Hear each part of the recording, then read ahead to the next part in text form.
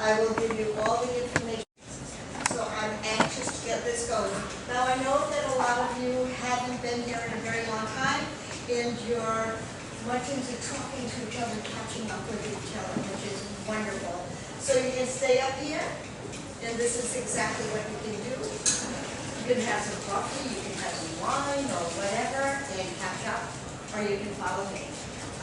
In any case, we're going to start downstairs in the lobby, and we will have to take the elevator down as the doors have been locked up front for security. So, whenever you're ready, I'm ready. Okay?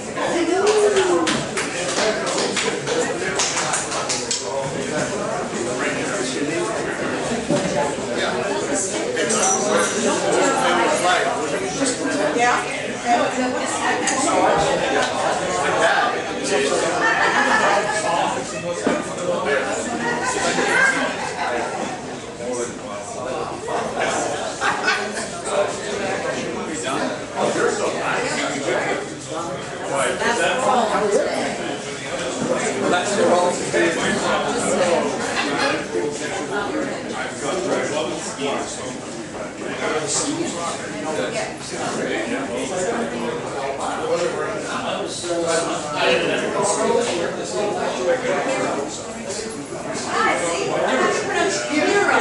It's actually, if you say it's French, it's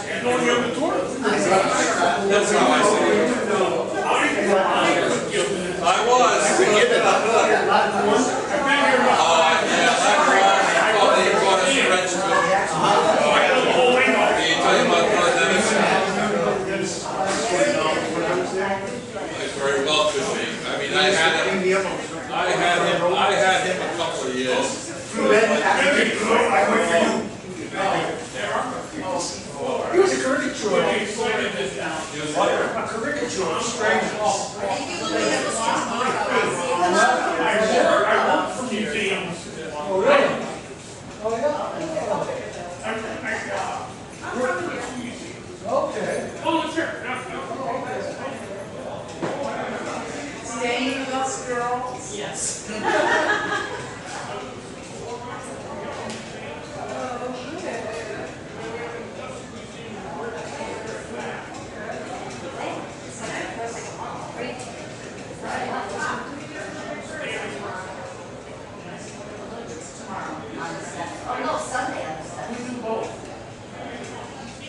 Tomorrow night and Sunday.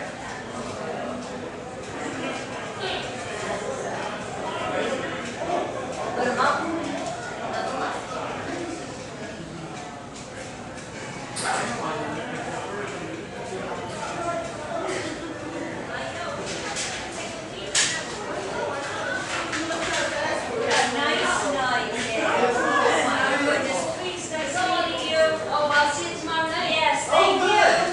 She'll be the bartender extraordinaire. Oh, with the Moscato? All right. A couple of facts first to set it up. And we're going to start off with Samuel Slater, of course, father of the Industrial Revolution. Now, Samuel, coming from England, England was ahead of us technologically. So Samuel brought over all the information he needed to make a machine that would make thread. He kept it all in his head because he could have been killed for taking papers out of England. It was a very serious offense, but when he came here, he was apparently very smart. And he put this machine together. Now, on our porch here, this is a replica of what our home would be like in Canada back in the 17 and 1800s. It's an actual size of a home. This woman would have sheep. She would also use flax, grow flax for material. And she would on her machine, once she got done cleaning the wall out and everything, brushing it all down, she would make her thread. Then she would weave her thread. Then she would make the clothing. If you look at a square inch of the material of your shirt, your blouse, your dress, and you see how many threads it took to make that, you can picture how long it took this woman every day of the week. Not to mention that she had 8 or 9 children. And that's why they only had 2 sets of clothing, one for church and special occasion, and the other one for working, and they got cleaned once a week. So we went from this woman working that hard, to a machine that could make bolts of cloth in like a couple of hours, reams and reams of it. Well, of course, this meant that everybody that could work in the mills worked in the mills because it was good money at the time. If you weren't educated, it was good money. So, after a while, there were fewer and fewer people and more mills. So, the mill owners said, okay, we're going to send somebody up to Canada because Canada has this big supply. Now, back in the early 1800s, Canada was mainly farmland. And yes, they had some industry in that, but not a lot. And they didn't know a lot about conservation and how to replenish their fields and everything. So their farmlands were not doing well. So now you get this man who comes up and goes in the community and he says, tell you what, if you come down to New England and you work in our mills, you can make in 1 month what you would earn in a whole year up on your farms. We have a place for you to live. We have stores for you to buy things, your groceries and everything. You don't have to have gardens. You don't have to do a lot. Well, it all sounded wonderful. So they came. Thousands and thousands, month and month after, one after the other. And when they got down here and they started working the mills, maybe life was good, maybe life was not good. But all this goodness came through power. Okay, come on, it's obvious. What is the power that they use for the mills? The Blackstone River, exactly. The map in the back shows the Blackstone River, which starts up in Worcester, Massachusetts, and goes to Providence. It's 46 miles long and drops 10 feet for every mile. The difference in Woonsocket is between Blackstone and here, which is only a matter of 2 or 3 miles, it drops an extra 10 feet. And then we had the waterfall. So the power that our little city got for its mills was very sizable. If you go in the parking lot across the street, you will see granite bricks going in different directions, and you're going to think that, gee, they must have been crosswalks or something.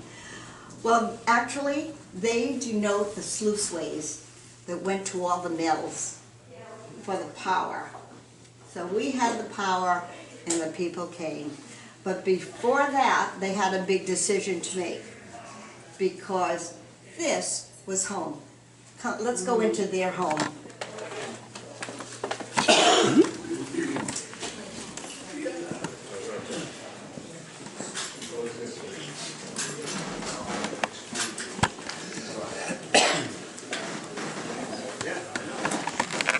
Like the original size of one of the homesteads that was in Canada. And of course, they had something like Old Nellie here. This that room did is the cooking. entire home? Except for maybe a storage area in the back. They also had spaces underground. They may have had a trap door where they could go in and they would keep their fruits and vegetables and things for the winter. So they had that. They also had the upstairs. There was possibly a ladder against the wall, and for the most part, from what I understand, the children would sleep up in the attic. And remember, all they have is old Nellie and a pipe for heat. But then again, when you have 10 children all cuddling in a bed, life is pretty good. But on this farm, picture yourself. You're a farmer, you have 10 kids. It's February in Canada. Okay, what is life like? Okay, you've stored what food you could from your farming in the fall, from your harvest. You still have to go out and pump water. Somebody's got to go out and bring water. We can't live without it, so yes, somebody has to go out. Somebody throughout the year has to have enough wood cut down, chopped down, and hauled in and out of the house to feed Nellie for her cooking and her heating. Don't forget the outhouse. Yes. Okay. Now that you mentioned it, come on. All right, chamber pot. Yes, when I tell this to like the 6th graders who come in, they freak out. And yes, for somewhat privacy's sake, they may have had a small room where, okay, but somebody in the morning had to empty it. And none of my 6th graders ever wanted to have that job. So yes. Maybe they had that. So life on this farm was not glorious.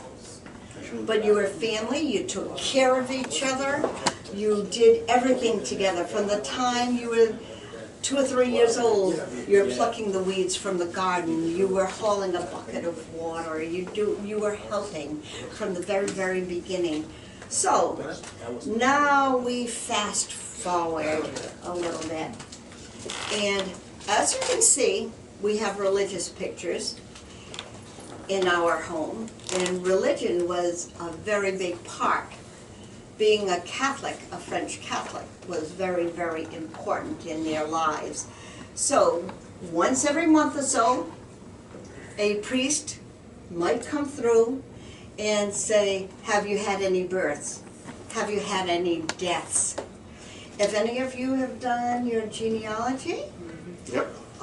most of the records come from the church. So some of them are very precise, some of them aren't, but that priest coming through meant a lot.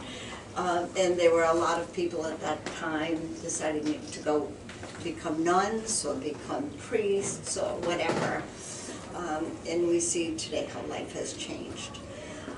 So life here was tough, but you were family.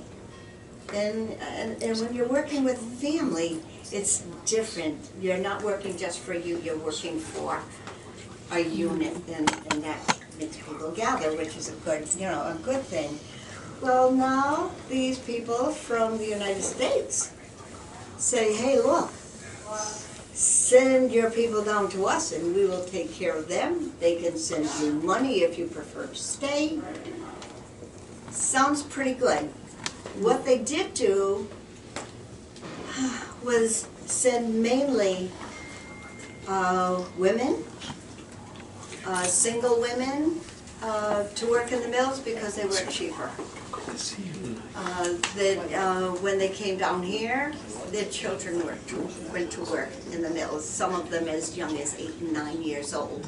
Because they didn't carry around any identifications, so even little ones did. But if you were on the farm and it was your birthday, Mom and Dad may have said, okay, everybody else will take care of your duties for the day, and you've got the day off. And at the end of the day, you get to go in the swimming hole, you get to do something.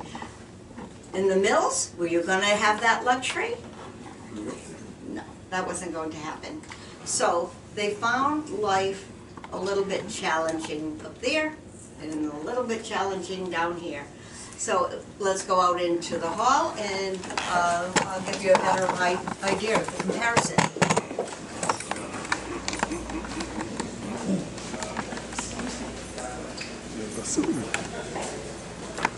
Good example of what I've just been saying. This is what the French Canadian came down to.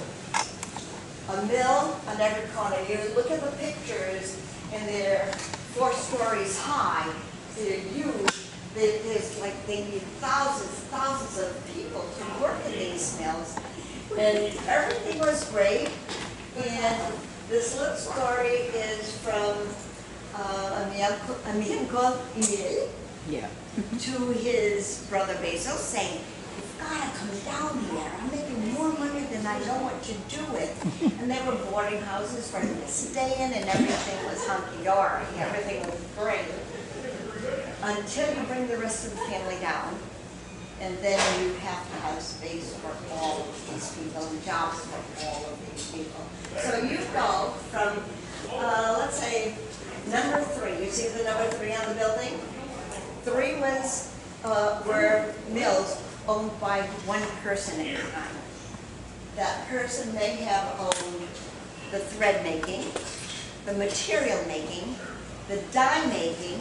They may have processed their own machinery, which was a smart idea when you think about it. You keep it all so you don't have to hand out anything to anybody, which is great. So you have all these places that you have to supply the workforce for. On the other hand, there you have a Canadian boy coming down with his dog, and it's kind of like, okay, I've got a little bit of time to myself today. If you worked in the mill, you didn't have time off. You know, it was as difficult as it was for them physically to do the work, it was just as hard or tedious doing this. So you see the big comparison. And later on as we're going on, you can make up your mind, if you were that person coming from Canada, what would you want? What would you want to do? Now, in our church here, this is a replica of Precious Blood, which was the first French-Canadian church in the city. We had, at that time, St. Charles. As Precious Blood was being built, St. Charles, if any of you recall, it was a church primarily for the Irish immigrants who came here before the French. And they were generous enough to leave time on Sundays, Precious Blood, to have their masses for the French. And I'm not quite that old, so I happened to have heard that there was a little tension between the Irish and the French Canadians when they came in. The Irish built our canals. You all know that we have the canals that went from Providence to Worcester, which if you're on the bike path in the fall or the spring before the growth comes in the summer, you can see the granite blocks and everything. And it was primarily the Irish that built them. When you got to the mills being built, the Irish may have built the buildings. A little bit of everybody, because I don't want to exclude anybody. Because think about it, all of our relatives came here as immigrants, unless you're Native American or you came without having your own will used. Everybody else, all our relatives, came from different countries. in the Oh, union here in Woonsocket. send it Yes, back. we work on the mill, yeah, the museum here is for the French Canadians, tells their story, but it tells the story about every immigrant, everywhere who came. Some were educated, some were not. But those who weren't educated ended up working in little places like this. We'll go into the just Catholic churches alone. Catholic schools, we had a dozen schools. I don't recall a whole lot about Catholic school because I only went for 2 or 3 years. What do you want to know? There were some nice nuns, that's what I want to know. Maybe one. There were a few, there were a few. My They used to know husband, how to really use a ruler. Yeah. yes. Well, that's a point, that things that I knew because I didn't speak French, so I was like always getting whacked for something. And so I was not too fond of it. On the other hand, my husband went to Mount St. Francis for Oh, his I 8 was years. there, what's your husband's name? Dan Pelican. Is he your age?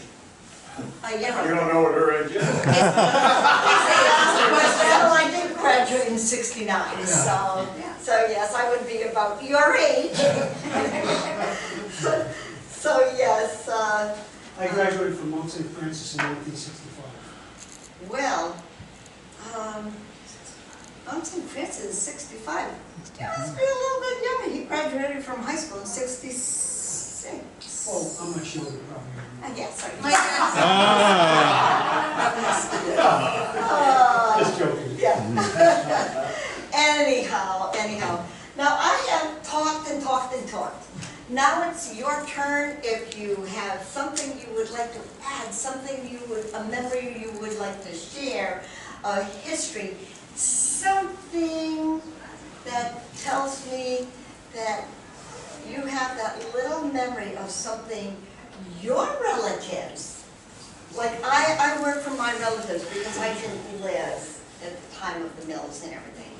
So I'm assuming that you people also have stories from relatives who work the mills. I worked in, no? You did? Which one? I worked at Bone and Spinning, and I worked at the French Restaurant. Oh, I lived right across the street from the Bone and Spinning. I actually worked at Bone and Spinning when I was at home.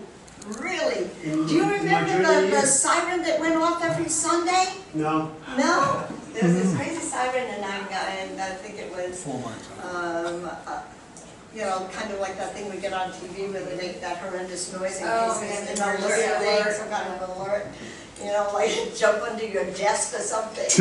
Right. I don't know. Who's gonna help you But a lot? anyway, is there anybody who would like to share? My first job was Consolidated Fabrics. I don't know if anybody remembers that. Where was Consolidated Fabrics? Do you know? Off of, Can you remember? off of Harris Ave, pretty close to where the high school was. Oh, yes. It was a mill there, and it was silk screening. Back then. Oh, really? $1.65 an hour, Wow. and they paid you in cash at the end of the week. There was no checks. In an You envelope. come around with a little envelope, with a little Yes. brown envelope, and it was, manila. yeah, it was just cash. Okay, And, now, $1.65. now you go from that little pittance of money you're making to going to Mount St. Charles. Now, you know that you've got the education behind you. So what was your choice of jobs? I'm assuming you that didn't was- want to stay working in the mills. Oh, that was awful. Very good. Silk screening. It was all done by hand. Yeah, There was no machines. We had to silk screen each pattern. The tables were like 80 feet long in each room, and you had to go from one to another, to another, and you can't, if you goof, yeah. that whole thing is no good. The monotony had to be. Oh, and but people did it for like 20, 30 years. Yeah. And I was just there for a Yes. summer. All hoping that you would get a pension or something in the end. And if you come again and you see the roofing, you will hear this woman say, my husband worked in the Verdun mill for like his whole life. And at the end, they gave him a lollipop. Yeah. We don't realize how lucky our generation was because we didn't have to work in mills and that. There were a few here and there, right? Let you ask how many work in textile at any time. Okay, anybody work in textile? My Pepe did. Two, My Pepe did. three? My father, My grandfather. Pepe did. Yeah. My grandfather was French, my tool and die shop in America. A dye shop? Tool and die, Yes. tool and die, Yes. not dye material. One of my aunts worked for Fran Color, and Fran Color was on Hamlet Avenue across from Fran Twister, and they did supply trading with France or Belgium back and forth. So yeah, there was a lot to it, but the monotony. I was telling you about the sixth graders I have when I'm doing one of their tours, and one of our things to do with them is to have them fold a piece of paper. The first person folds it in half, the next person folds it in half, the next person does a little graphic on it, the next person does a little, like a copyright thing at the bottom, and this is all they do in the end, and they do this for like 15 minutes. And the kids are all getting crabby and they're getting antsy and they're going and he said, oh, that was not allowed in the mills. You could lose your job if you're getting antsy and you're leaving. You know, you want to leave. So that wasn't allowed. And the sound was so, Oh, it lasted young. I just can't imagine with all those machines. Oh, yeah. I go Like visit my our mom and it machines would be here. so loud. Okay, our machines here don't work. We give you what it looked like. But if you go to Slater's Mill, you can hear the machines going and that's only one or two of them. I can't imagine thousands of them. Crazy. So this is also, we had a lot of people in our family that worked at the rubber shop. Rubber shop. And we'd get brand new pair of sneakers Sneakers, for 50 cents a pair for the second. I love my I cats. had 10 pairs of sneakers every year for $2. It was great. I can't imagine them coming home and smelling like Yeah. ew. But on the other hand, I was just watching something on PBS about D-Day and everything.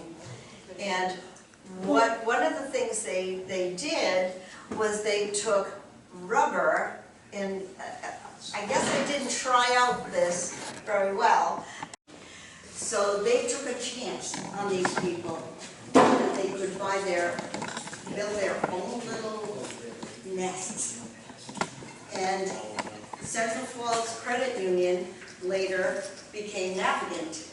And very often, if you look in the Providence newspapers and that, there are a lot of shows in that are supported.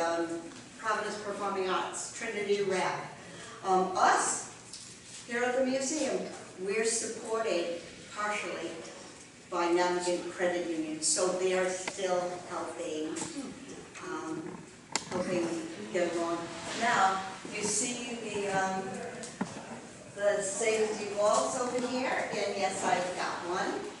And this is to keep your memories in. We all know that our children are maybe in their 40s or so, and they're not quite so much into collecting the family memorabilia yet. They will, one day, hopefully. But my memories are in my box of things I really, really want my children to see in the end. Example, I had my mom, my grandfather and grandmother belonged to the American Legion. My mother had the cape and the hat, and they were very, very proud Americans, which is funny because if you look up the American Legion, some people considered them socialists, and they were not happy with them. My grandparents' idea was that they were very pro-American, and anything that could help, you know, not only the rich, but the medium income people and the poor. That was their thing, and they were proud of it.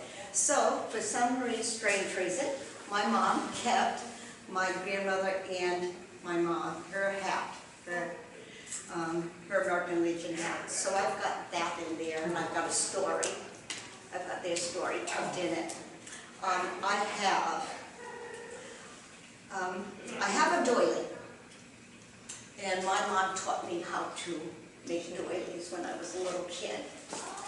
As my dad was dying, he had Alzheimer's and he had a stomach tumor, and he was gradually fading. She was making a doily, and she died 5 days after my dad did, and she never finished the doily. I was going to finish it, but I said, no, one day she and I will finish it. So, in my safety deposit box is that doily, and when I think of it, the story is there. I've written it down so my children will know that I was a human. I wasn't just a number, just a fact, a figure, an age, a date. So this is important. So if you would care to purchase one, you can ask at the desk. And it gives, we're now at that age where we're separating things, what's important, what's not important. This is important to me. So I hope that you will consider it anyway. All right. Well, So these are actually boxes. Yeah. yes, 6 days a week, morning, noon, and night. They play baseball. Yes, what they thought, what the mill owners thought was, well, what the heck? People not liking us a whole lot, so on Sundays, we will run baseball teams. And the cities, all the different mills will play against each other. Well, they were smart. Across from Landmark Medical Center, there used to be a baseball park. Yep. And it was huge. I've seen pictures of it, but it was gone by the time I was born, maybe a little after, but it was huge. So we have all these mills playing against each other. They were taking kids out of the workforce and letting them practice. Well, that practice came in really handy. See, we here in Woonsocket, Blackstone, and I believe it's Cumberland, we have 3 Hall of Famers in the baseball. 3 of them. Come on, that's big. And one of them his record hasn't been broken, mainly because of the difference in bats and materials that, they've learned along the way. But that record, his record isn't broken, and that's Napoleon Lajoie. And because girls were not allowed to play baseball, they needed to have something for the girls as well. So on Sunday, the girls would have relay races, pie baking contests, things like this. And you see the girls running, but under their dresses, they have their pantaloons. Oh. yeah. So they could have some form of modesty. So if you have a chance, look up some of our players. Napoleon Lajoie, Clem Levine, Gabby Hartnett. Fantastic stories.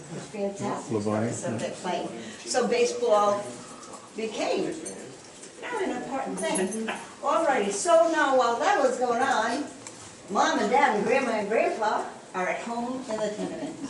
Oh, yeah. Triple deck. I know it well. Triple deckers, Yeah. Yeah. have a side by each. Scrapbook, I don't know who that is. Really? He was the president of the USI in the 40s. Really? His name? Hero. Hero. I'll have to ask some of the girls, the name's not ringing a bell to me, but. Okay, now in this is our newest section. And as you can see, everything is a little computerized. If you look at the table, you can find the map of our city and all the mills that were in it. So what And vintage is this? Woonsocket happens to have a big W through it. which is kind of cool. You can go on the map and look for it by the dates, by the ethnicity in the different sections. You can find what in 2000 to present, what mills are still here and which ones aren't here any longer. So it's something that you kind of have to come and play with because it takes a lot of time to decipher. The one thing I'm not too fond of the map is that it doesn't have the street names. And it takes me a while sometimes to figure out where I Figure it out am. yourself, you can figure it out. Yeah. But here behind us, we have all these pictures of people like Mr. Bouchette, who is also a member of our board, and he worked at Enterprise Dye and at Getchell's and Son, and his parents also worked here. So if you know that your parents, grandparents worked in one of the mills, you can send us the information, possibly with a picture, and we